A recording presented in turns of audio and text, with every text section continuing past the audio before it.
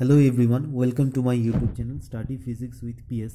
আজকে আমরা খুব ইম্পর্ট্যান্ট একটি টপিক নিয়ে আলোচনা করব, অ্যাটমিক স্ট্রাকচার। ফার্স্টে আমাদের জানতে হবে অ্যাটম কাকে বলছে। অ্যাটম হচ্ছে basic building blocks of A material, এবং এটা হলো যে কোনো সলিড, লিকুইড এবং গ্যাসের স্মলেস্ট ইউনিট। এবং অ্যাটমের ভেতরে আমরা দেখতে পাবো তিনটি ফান্ডামেন্টাল পার্টিকেল থাকে, একটি হলো প্রোটন, নিউট্রন এবং আরেকটি হলো ইলেকট্রন। প্রোটন আবিষ্কার করেন বিজ্ঞানী রাদারফোর্ড, ইলেকট্রন আবিষ্কার করেন বিজ্ঞানী জে থমসন এবং নিউটন আবিষ্কার করেন বিজ্ঞানী স্যাডউইক। অ্যাটমের ভেতরে আমরা একটি কেন্দ্রীয় অংশ বা সেন্ট্রাল পার্ট দেখতে পাই, এটিকে বলা হয় নিউক্লিয়াস।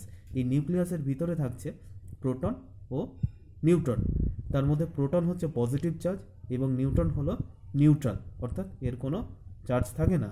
এবং এই নিউক্লিয়াসকে ঘিরে তার চারপাশে বিভিন্ন অরবিটে ইলেকট্রনগুলি ঘুরতে থাকে।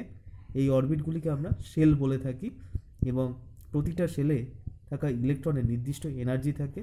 এবং এই অরবিটগুলিকে আমরা স্টেশনারি অরবিট বলি, কারণ এই অরবিটগুলিতে ইলেকট্রন যখন রিভলভ করবে বা ঘুরতে থাকবে তখন সে কোনো রকম এনার্জি রেডিয়েট করে না। তাই এই অরবিটগুলিতে ইলেকট্রনের নির্দিষ্ট পরিমাণ এনার্জি থাকে। প্রতিটা অরবিটকে একটি নির্দিষ্ট কোয়ান্টাম সংখ্যা দ্বারা ডেজিগনেট করে থাকে, এটিকে বলা হচ্ছে প্রিন্সিপাল কোয়ান্টাম নাম্বার। এবং এর ভ্যালু যথাক্রমে n = 1, 2, 3 ইত্যাদি হতে পারে। এবং একটি শেলের যদি প্রিন্সিপাল কোয়ান্টাম নাম্বার n হয়, তাহলে সেক্ষেত্রে সেই শেলে সর্বাধিক ইলেকট্রনের সংখ্যা হতে পারে 2n²। নেক্সট আমরা দেখে নিই যে নিউক্লিয়াসে থাকা ফান্ডামেন্টাল পার্টিকেলগুলো তাদের চার্জ এবং মাস কত হতে পারে।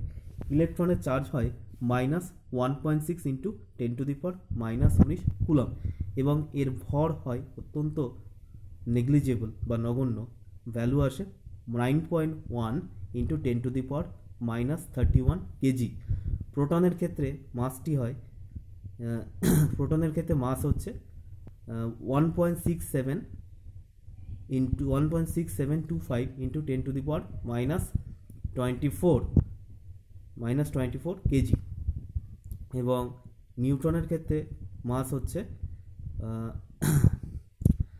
প্রোটনের ক্ষেত্রে মাস হচ্ছে 1.67 × 10⁻27 কেজি।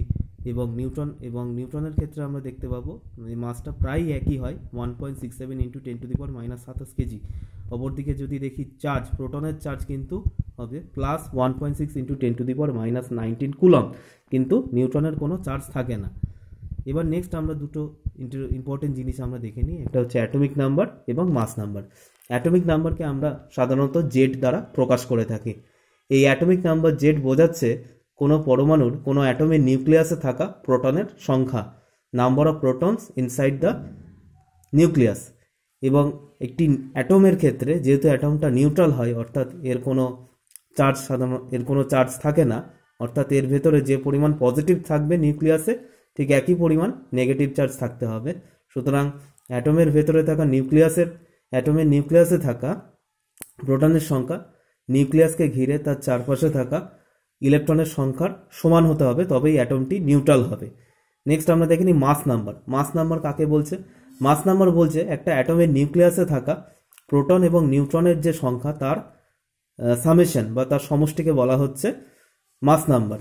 অর্থাৎ টোটাল কতগুলো নিউট্রন এবং প্রোটন থাকছে। এবং নিউক্লিয়াসে থাকা এই ফান্ডামেন্টাল পার্টিকেলগুলোকে বলা হচ্ছে নিউক্লিয়ন। তাহলে আমরা মাস নাম্বারকে এ দ্বারা ডিনোট করছি এবং অ্যাটমিক নাম্বারকে জেড দ্বারা ডিনোট করছি। মাস নাম্বার বোঝাচ্ছে নিউক্লিয়াসে থাকা নিউট্রন এবং প্রোটনের মোট সংখ্যা। তাহলে আমার অ্যাটমিক নাম্বার যদি জেড হয়, তাহলে প্রোটনের সংখ্যা হচ্ছে জেড এবং ইলেকট্রনের সংখ্যাও জেড হবে একটি অ্যাটমে। তাহলে নিউট্রনের সংখ্যা সেক্ষেত্রে হবে a-z, যেখানে এ হচ্ছে মাস নাম্বার।